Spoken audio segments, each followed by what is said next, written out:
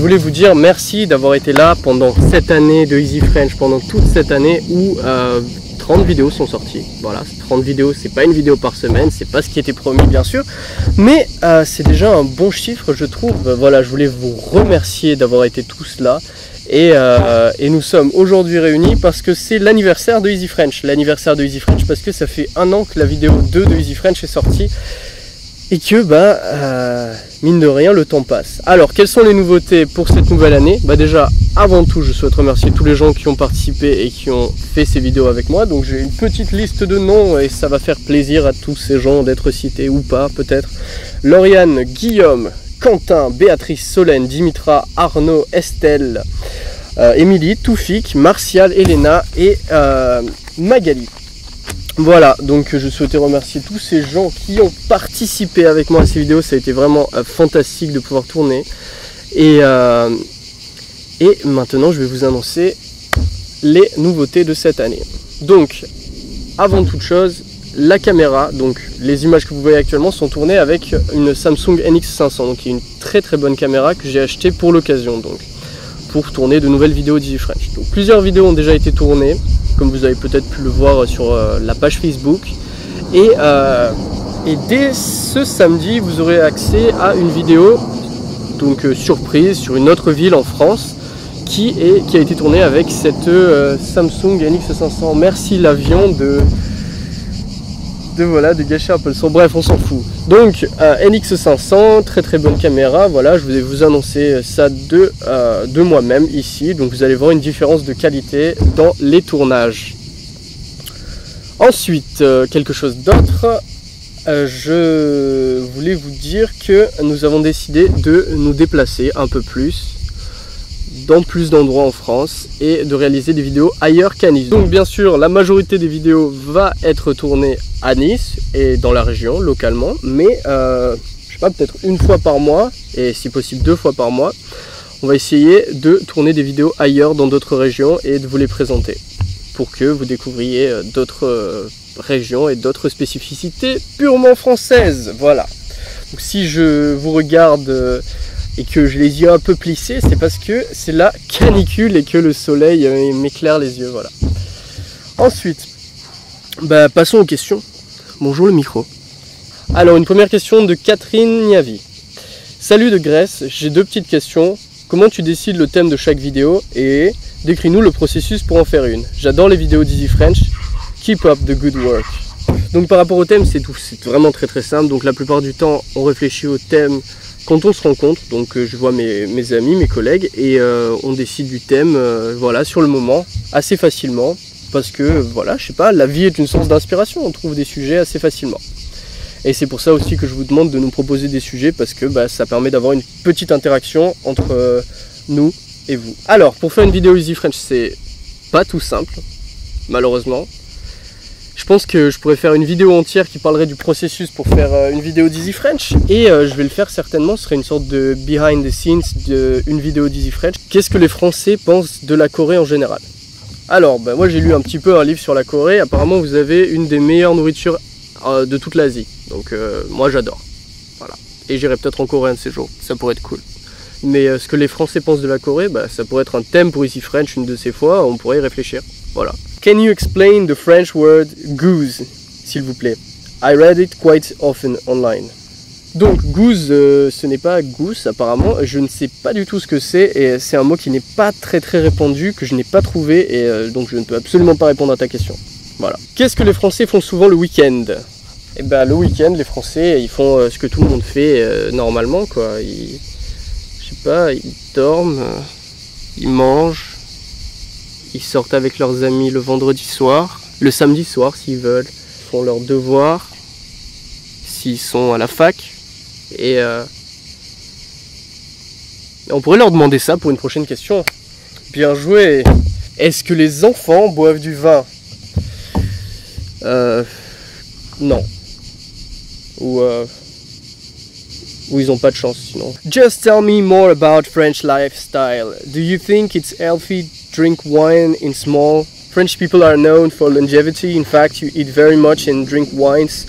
Are you live longest and you're thin? thanks to wine? Curious question, but it's interesting. Donc c'est un petit peu pareil que la question avec les enfants qui boivent du vin. Écoute, à mon avis, je ne savais pas que les Français étaient connus pour leur longévité extraordinaire. Moi je crois que c'était les Japonais qui étaient reconnus pour leur longévité extraordinaire. Mais moi je pense que boire du vin, boire un peu de vin, c'est pas mauvais. Tu peux le boire pendant ton repas. J'ai même l'impression qu'il y a, donc à ce que j'ai entendu et à ce qu'on m'a pas mal répété, qu'il y aurait une sorte de principe actif dans le vin qui serait bon pour la santé si tu en prends en petite dose. Donc du vin rouge, pas du vin blanc. Apparemment ce serait vraiment que le vin rouge.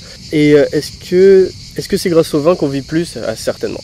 Can you recommend some French authors' books?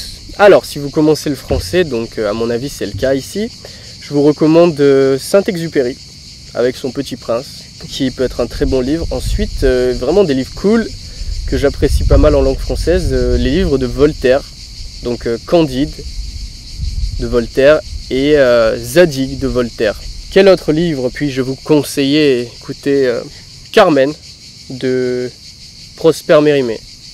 Et tous les livres de Prosper Mérimée qui sont cool et pas très difficiles à lire. Je n'ai pas trouvé ça ultra dur. Donc, la Vénus d'Île, Carmen et Carmen, franchement, j'ai vraiment aimé. Quelles sont les différences entre la langue française au Québec, le français en France et la même langue en Belgique?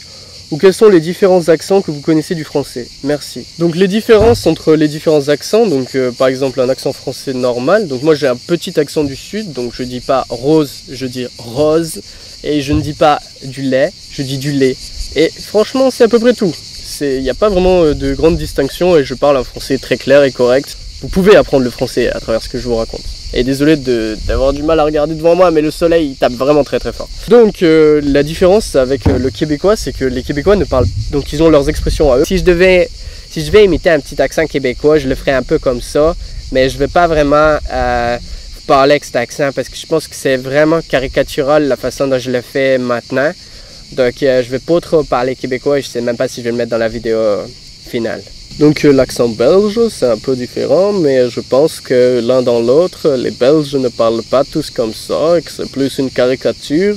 Et les Suisses, nous on les caricature un peu en disant qu'ils parlent tout doucement, les Suisses, comme ça.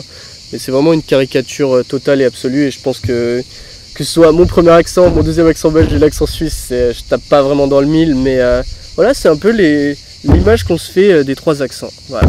Une bonne idée, comment communiquer couramment comme les Français. Dis-toi, pour vraiment apprendre à parler correctement, très correctement comme les Français, il va falloir venir en France. Je pense qu'il faut sauter le pas, il faut venir ici, ou sinon vraiment écouter énormément de Français et être en rapport avec énormément de Français dans ta vie de tous les jours. Je pense que le seul moyen, c'est vraiment d'aller au-delà des cours en fait, d'écouter beaucoup de français et de parler beaucoup français, et du coup tu seras capable tout à fait de t'exprimer en français correctement comme les Français, voilà. Maybe you could also explain the difference between written and spoken French. Déjà quand tu vas lire, ce sera plus simple de comprendre parce que tu auras le temps. Quand tu vas entendre, en plus du fait que ça va aller plus vite, donc j'espère déjà que là je parle pas trop vite, tu vas voir qu'il va y avoir plein de mots qui vont se mettre au milieu, voilà. Et ensuite, donc il y avait une autre question que je n'ai pas sur moi parce que je n'arrive pas du tout à retrouver la partie de cette FAQ qui était vraiment super cool. Donc la question c'était, est-ce que tu fais tes traductions toi-même ou est-ce que tu envoies quelqu'un à faire les traductions? Donc d'abord j'aimerais vraiment remercier Myron. J'aimerais remercier aussi Marie et j'aimerais remercier Megan. Donc Myron est américain, il vient de New York, ou il habite à New York. Et les deux filles sont irlandaises et je les ai rencontrées durant mon Erasmus quand j'étais à Galway. Et je voulais remercier toutes ces personnes de m'aider. Donc je fais tout le temps les traductions moi-même, les transcriptions et les traductions moi-même, mais je leur envoie ces fichiers, voilà, ces fichiers texte pour qu'elles vérifient si je fais pas trop d'erreurs. Et bon, l'un dans l'autre, je fais pas trop d'erreurs. Mais ça permet que vous ayez précisément un très bon anglais sur chaque vidéo. Voilà. Donc merci d'avoir posé cette question. Et du coup c'est la fin de cette vidéo de FAQ. J'espère qu'elle a été cool et j'espère qu'elle vous a plu et j'espère que vous l'avez trouvée intéressante parce que moi j'ai bien aimé parler avec vous. Donc même si je n'y vois pas très clair à cause du soleil, je voulais vous dire que c'est réellement un plaisir de faire ces vidéos. C'est vraiment quelque chose qui me plaît, c'est vraiment quelque chose que j'ai envie de continuer de faire. J'ai vraiment envie de parler avec vous comme ça, donc je vais faire des vidéos de commentaires comme Karina, donc vidéo de commentaires qui s'affichera ici certainement, voilà. Et commentaires, voilà, de vidéos, répondre à vos questions ou parler des commentaires que vous pouvez laisser. Donc j'essaierai d'en faire un par semaine, mais plutôt à partir de septembre, parce que là je n'ai absolument pas le temps actuellement et que j'aurai certainement plus le temps en septembre de le faire. Mais voilà, dès que ça me vient, je le fais, et puis finalement je continue à faire les vidéos comme d'habitude. Donc voilà, Easy French ça évolue, Easy French ça va évoluer avec vous, c'est à vous de nous dire, voilà, qu'est-ce qui vous intéresse, qu'est-ce qui vous plaît, donnez-nous des... Dites-nous, parlez-nous de ce qui vous intéresse en termes de sujet, et voilà, et puis je pense que j'ai pas mal d'idées avec Twitter, que je vais essayer de réaliser rapidement, et qui serait plutôt pour un public de débutants, plutôt que voilà, ces vidéos qui sont vraiment pour des gens avancés. J'espère aussi vraiment que j'ai pas parlé trop vite dans cette vidéo. Si c'est le cas, vous le marquerez, vous le notifierez en bas. Et voilà, je voulais vraiment, encore une fois, une dernière fois, vous remercier d'avoir été là, que la communauté grandisse. Voilà, 2100, même plus de 2100 fans sur Facebook, c'est extraordinaire. Et la communauté Easy Languages, voilà, je voulais remercier Karina, je voulais remercier toutes les personnes, et je vous révélerai plus de choses encore la prochaine fois. Voilà.